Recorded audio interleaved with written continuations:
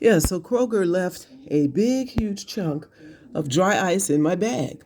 So I have to dispose of it. I don't want to put it in the freezer. I don't want Erica to touch it because just touching the plastic package it was in started to freeze the tip of one of my fingers. So I had to kept pouring, put it on the porch, cut the package open, poured a bunch of hot water on it, and it melts slowly with the hot water. So then I put it in a pot of hot water. So it's going to melt down to nothing. It calls it dissipate or something like that because it doesn't just melt like regular water. But look at this mess. It's a chunk of dry ice, two chunks because it broke in half, broken pieces. And I don't want the gases to come in here. So it dissipates into gas. So you don't want it to melt in your house. You want it to melt outside. So whichever way the wind blows, that's the way it's taking it. But yeah, it doesn't melt just like regular ice. It's melting, and it should be just about gone right now. Like I could probably pour it out right now, but it melts more slowly than regular ice. But yeah, he left it in my bag. Now, I'm sure he wasn't supposed to. This is something they have on their refrigerated trucks, but he wanted to keep the pizzas cold, and they were cold and keep them frozen. But this is ridiculous. Look at this. So, of course, dry ice is made out of some form of gases. It releases gases when it melts. So you don't want to melt that inside the house or it'll be cloudy. It'll be cloudy, like you see cloud and fog coming up off of this pot.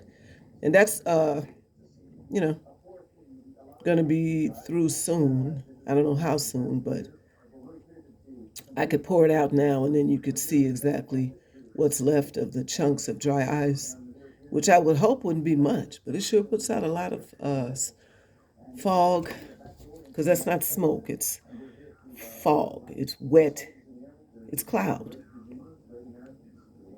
So I don't know if I should call Kroger back and tell him to tell that guy, don't leave the dry ice in the customer's bag. There's the packaging. If you could see it on the ground, kind of flapping in the wind, the package it was in. So it's a clear film package. And when I touched it, because I felt I could pick it up because I wasn't touching the dry ice, but it still started to really like freeze the tip of one of my fingers. So I don't know if I should call them and tell them to tell him. I think he's new. It sounded like he was saying he's new. Tell him to take the dry ice and keep it in the refrigerator truck. Don't leave it in the customer's bag. So,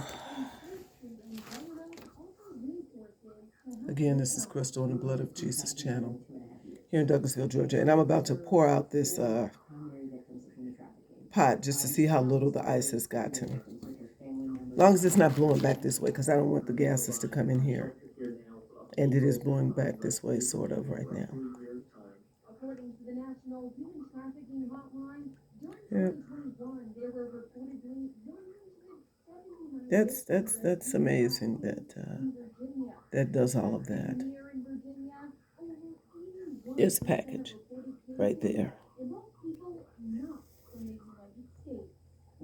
Okay, I'm gonna try to pour it out now.